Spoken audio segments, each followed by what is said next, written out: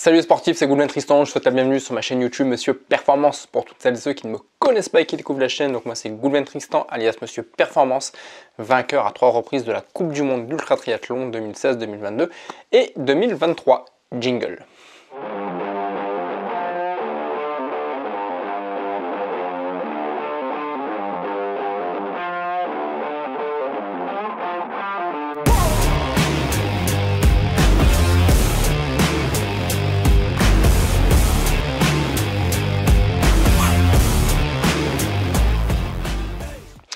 Retour sur mon DK Ironman à Vigny en Estonie. Dernièrement, je vous avais fait une vidéo sur mon retour d'expérience, mon retour de course sur mon triple Ironman de Lenzane pour la deuxième manche de la Coupe du Monde d'Ultra Triathlon. Je vous avais indiqué que d'Allemagne, j'étais parti directement en Estonie en voiture pour m'attaquer à un DK Ironman en version 1 Ironman par jour pendant 10 jours, donc 3-8 de nage, 180 km de vélo et un marathon à faire tous les jours pendant 10 jours, sans pause bien sûr. Donc là, retour voilà, sur cette course, sur cet enchaînement de compétitions. C'est vrai que la Coupe du Monde Ultra Triathlon, toutes les compétitions s'enchaînent quasiment de juin à septembre. En tout cas, c'est la grosse saison. Donc voilà, donc retour d'expérience, savoir si j'ai terminé, comment, dans quel état.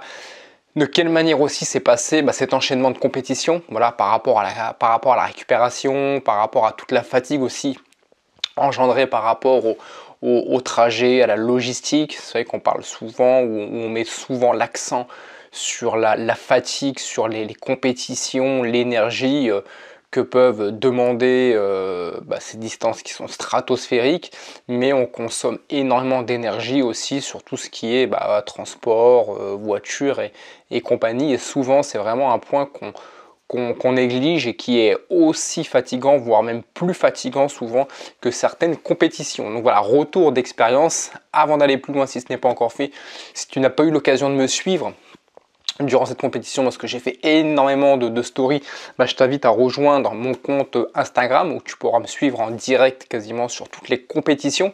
La prochaine et la dernière va vite arriver, elle commence le 1er septembre en Italie par un triple DK Ironman, la plus grosse compétition qui n'a encore jamais eu lieu en triathlon. 114 km de nage, 5400 km de vélo et 30 marathons d'affilée, donc 1266 km de course à pied. Abonne-toi à la chaîne YouTube aussi si ce n'est pas fait, like, active la petite cloche et ce sera pas mal. Donc voilà, donc retour sur mon expérience de Vigny. Donc la dernière fois je m'étais arrêté au triple Ironman de Lenzane où j'étais parti directement à Vigny, donc 2000 km de voiture. Donc trajet où j'ai pris mon temps. Voilà, j'ai fait ça en 2 jours et demi, voilà, tranquillement, même si ça m'a demandé beaucoup d'énergie et beaucoup de concentration en voiture. Arrivé sur place, la particularité de cette compétition, c'est que c'était la première édition. Donc voilà, c'est une compétition toute nouvelle au calendrier de la Coupe du Monde d'Ultra Triathlon, donc 3e manche de cette Coupe du Monde. C'est un DK Ironman en format 1 Ironman par jour, comme je suis en train de te le dire. C'est pas forcément les courses que j'apprécie le plus, les formats one par day. C'est pas là où je performe forcément le plus. Voilà, moi je préfère toutes les compétitions continues. J'avais déjà eu l'occasion de faire une vidéo sur YouTube justement sur la différence entre le format continu et le format par D. C'est ma 4e compétition que je fais en format DK et c'était ma 3e en par D. Donc 3e compétition en format par D et j'ai fait un DK en continu. Donc le DK continu, on fait d'abord les 38 km de nage non-stop, ensuite les 1800 km de vélo non-stop et ensuite les 422 km de course à pied non-stop. Donc là c'est en format répétition, on fait les 3 épreuves tous les jours pendant 10 jours. Voilà, la contrainte en tout cas pour moi c'est vraiment dès 7h du matin, tous les jours se remettre à l'eau, remettre la combinaison. C'est jamais fun. Voilà, même pour celles et ceux qui aiment nager, c'est compliqué. Alors je vous laisse même pas imaginer pour les mecs comme moi dont la natation c'est pas forcément leur tasse de thé. Voilà, remettre la combinaison dès 7h du matin à l'eau pour nager 3 km 8.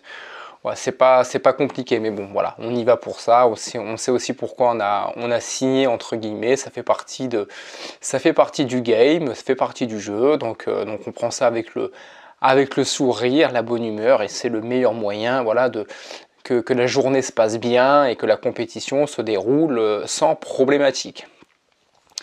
Comme à son habitude, bah, ce DK a des petites boucles. Donc là, c'était 3 km 8 de nage dans une piscine de 25 mètres couvert. Alors pour le coup, moi, c'est ce qui me convient le mieux. Parce que tous les matins, on avait le droit à une eau à 26 degrés. Alors ça peut paraître trop chaud, surtout qu'on a une combinaison. Alors la combinaison, on n'était pas obligé de l'avoir sur soi, c'est au choix. Moi, je la prends toujours parce que ça aide énormément, bah, déjà au niveau de la flottaison. Et en natation, bah, meilleure est la flottaison, meilleure est la nage. Et surtout, on a moins froid. Alors le premier jour, c'est vrai que 26 degrés, combinaison, j'avais un petit peu chaud dans la combinaison. Mais plus les jours passent et plus on accumule de fatigue. Et ensuite, le ressenti n'est plus du tout le même. Et le deuxième, troisième jour, j'ai peut-être un ressenti de 22, 23 degrés. Mais ça reste convenable. Voilà, contrairement à beaucoup d'autres compétitions, la majorité des compétitions, on est souvent en piscine extérieure. Et quand on fait du one par day et qu'on est dans une eau à 19 degrés, notamment comme en Suisse, où en 2016 j'avais fait un double DK Ironman en format 1 Ironman par jour pendant 20 jours.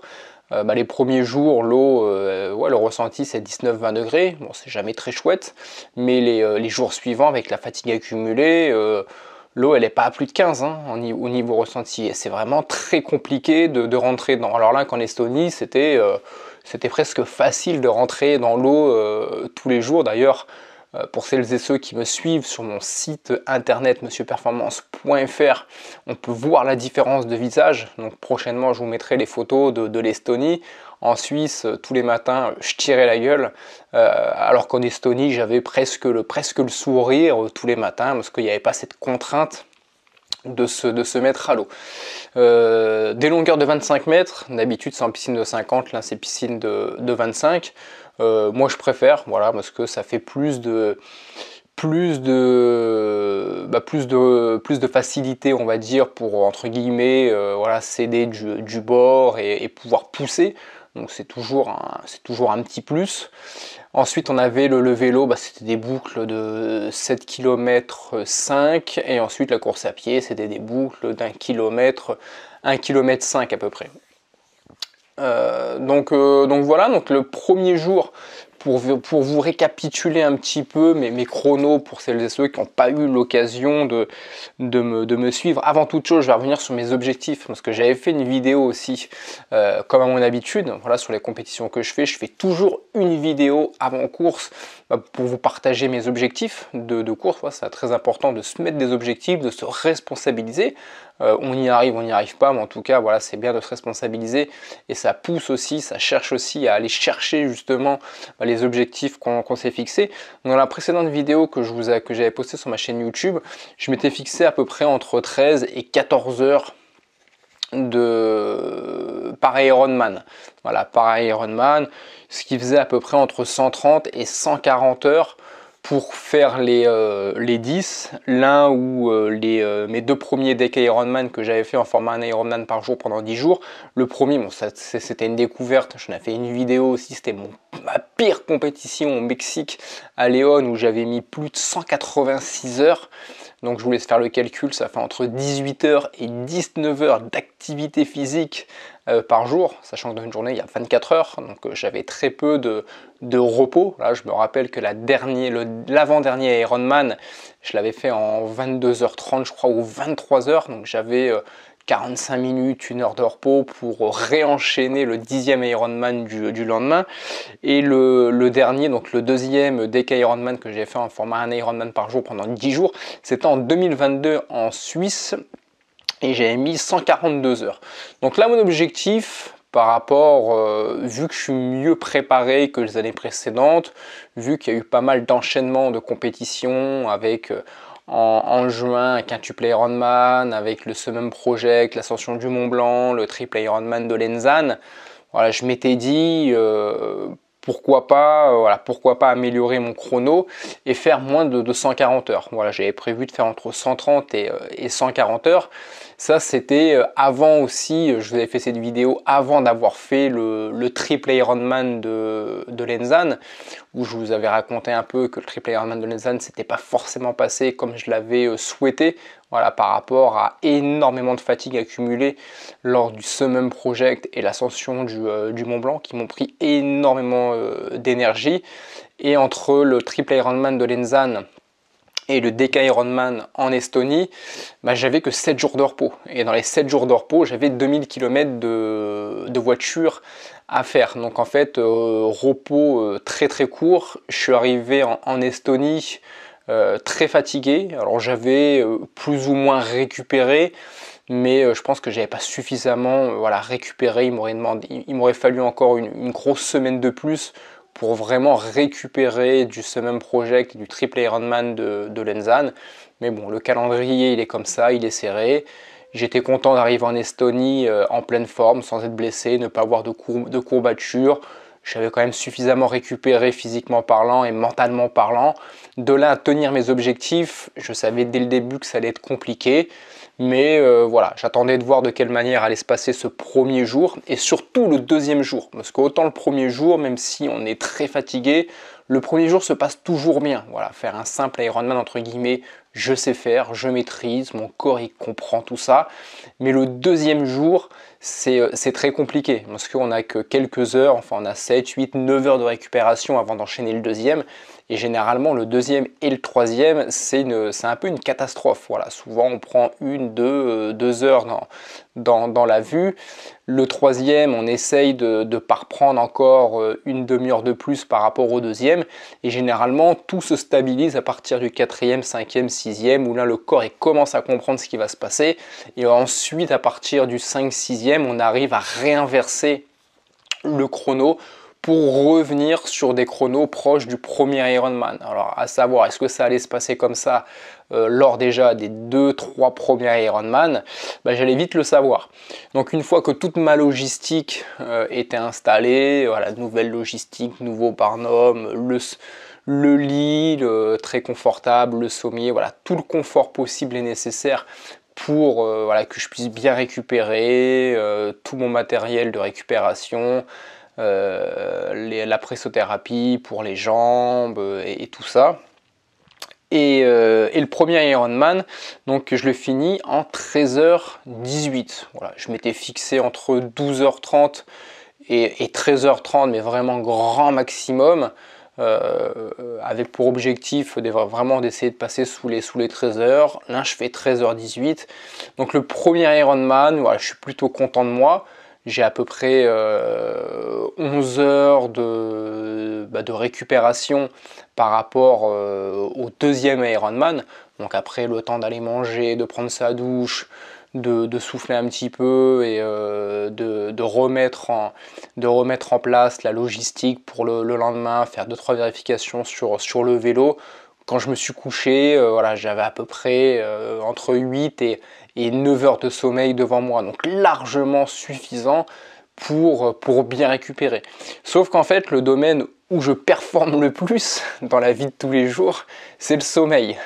C'est indirectement, c'est un peu la 4e épreuve d'ADK Ironman par jour. Voilà, natation, vélo, course à pied, sommeil. Natation, vélo, course à pied, sommeil.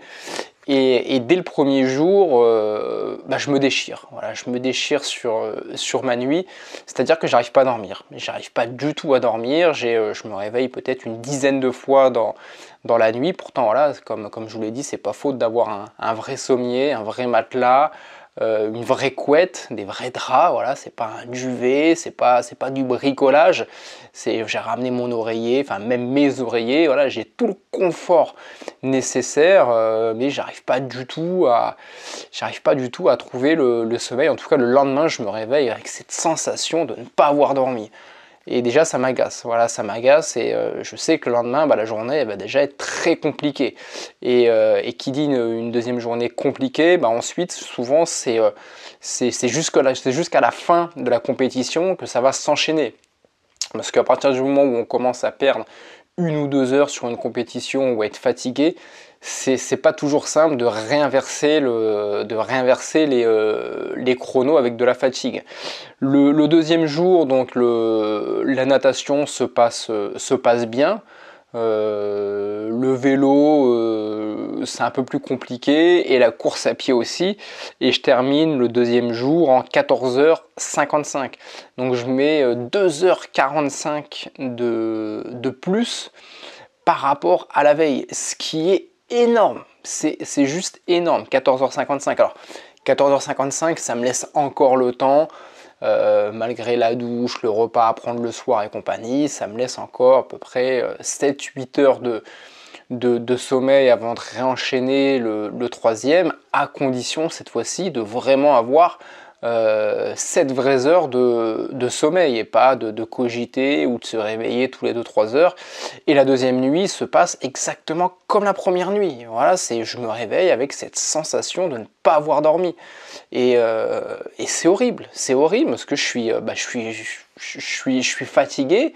J'ai pas forcément cette envie de dormir, c'est ça que j'arrive pas à comprendre. Autant la journée, dès le deuxième jour à vélo, non pas que je commençais à m'endormir à vélo, mais je me serais bien arrêté dans mon barnum, faire une sieste de 2-3 heures, je sais que je serais tombé directement.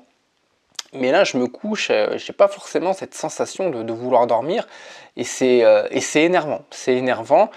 Et le troisième jour, je mets 14h54. La natation se passe aussi bien que les 2 premiers jours, et c'est le vélo, la course à pied, où j'arrive plus à recoller sur mes chronos du premier jour. Alors autant la natation, c'est paradoxal, c'est la discipline que je préfère le moins, mais c'est l'un où j'ai le plus de régularité.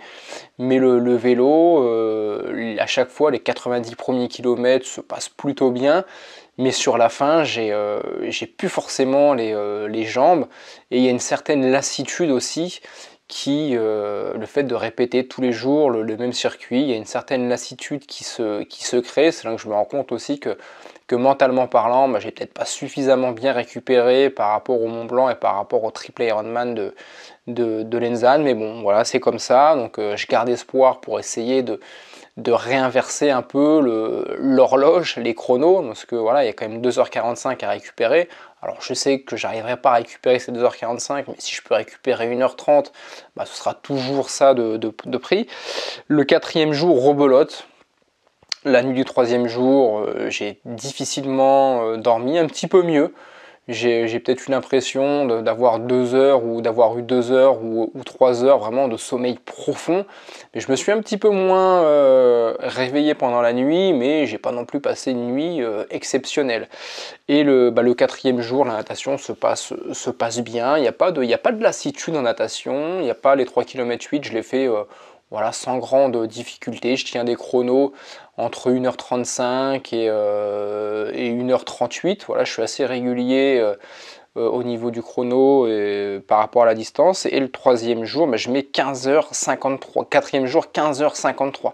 Donc je perds encore 1 heure par rapport au deuxième et troisième jour. Donc là, il y a quand même un petit voyant qui s'allume, voilà, me disant que là, il va vraiment falloir commencer à réinverser les chronos, parce que si je me mange 30 minutes, voire 1 heure tous les jours comme ça, je vais vite arriver à du 16, 17, voire 18 heures par jour, et c'est pas bon, quoi. Voilà, je suis pas forcément venu ici pour galérer à dormir 3, 4, 5 heures par nuit. Alors encore une fois, comme je l'avais dit dans la précédente vidéo sur mes objectifs, ou sur la vidéo du retour du triple Ironman de Lenzane, l'objectif sur cette compétition, c'est vraiment de faire des bornes. Voilà, de faire des bornes. Malgré les objectifs que je me suis fixés, d'améliorer mon dernier chrono sur la même distance en format one par day, c'est-à-dire passer sous les 142 heures et être dans une fourchette de 130 à 140 heures, c'est surtout ne pas me blesser. Parce que cette course en fait que je fais, le DK Ironman en Estonie, elle arrive seulement 20 jours avant, enfin l'arrivée sera 20 jours avant mon objectif numéro 1 de l'année, c'est-à-dire le triple DK ultra triathlon qu'il va y avoir en Italie. Donc faut pas que je me blesse.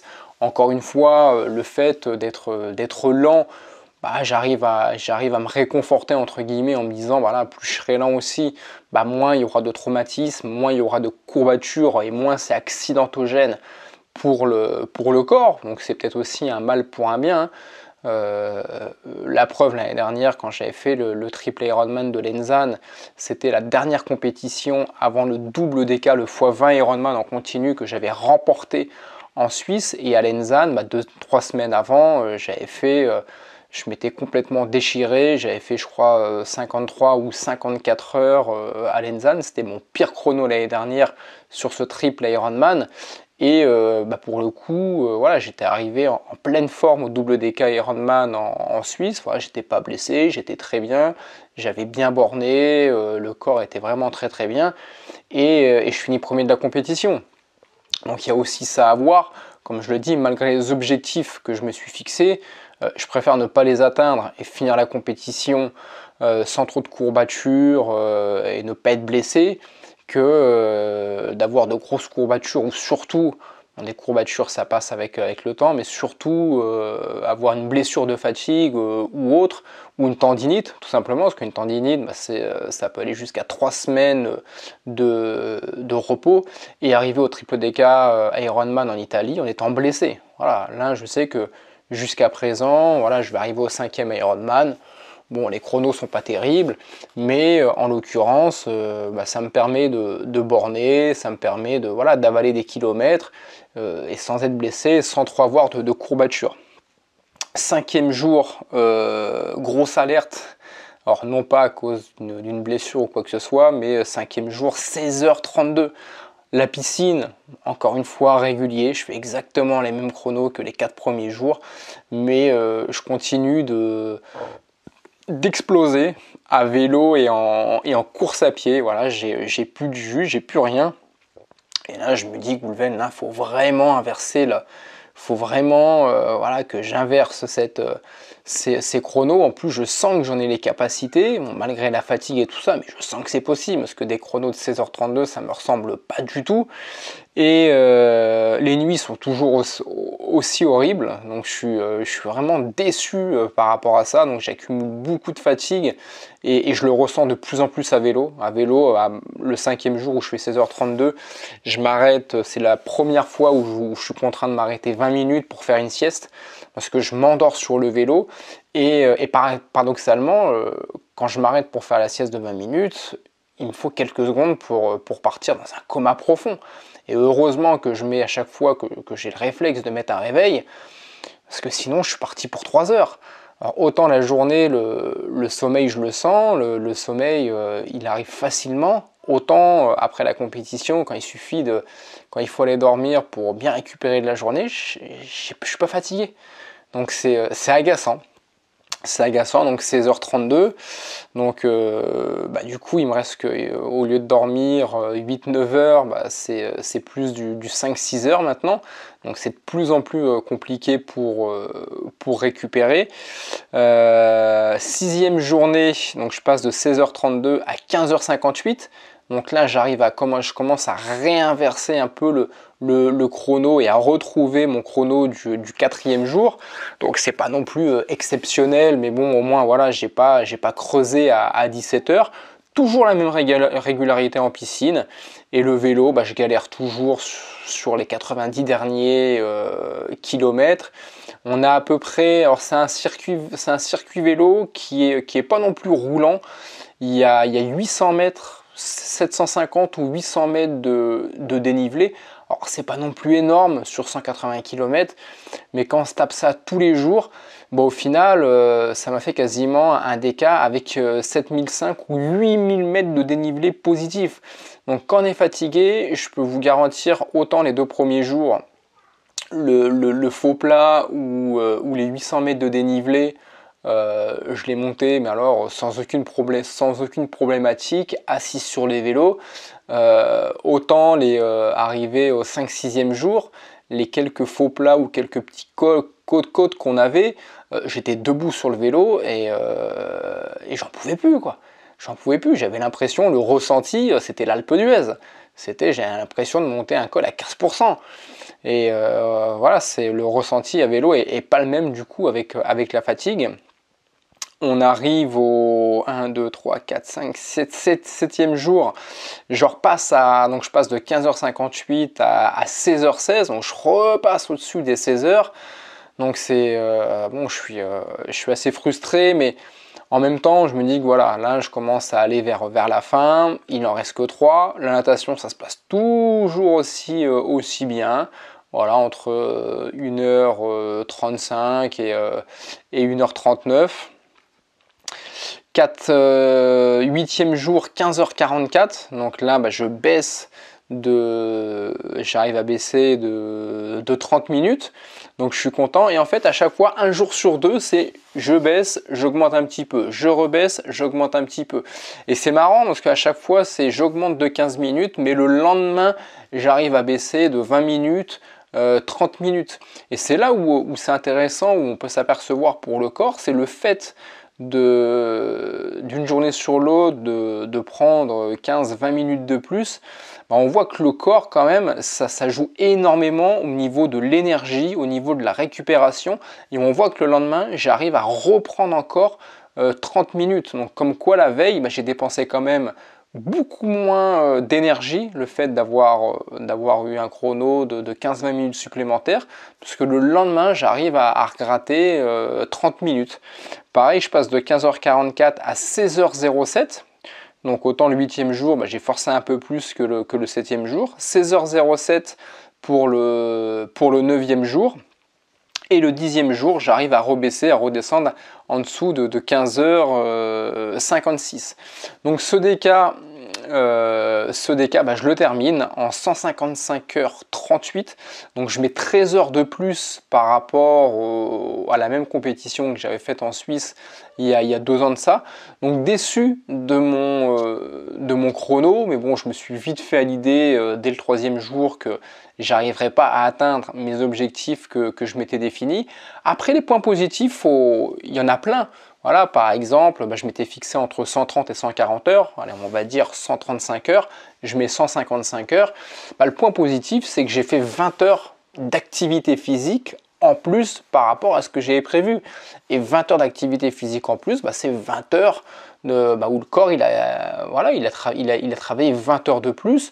Donc à partir du moment où je me blesse pas, où je finis cette compétition entre guillemets en bonne forme, c'est 20 heures de prix en plus pour le corps, pour le triple DK que je vais faire aussi en Italie. Voilà, faut voir les choses positives, de manière positive.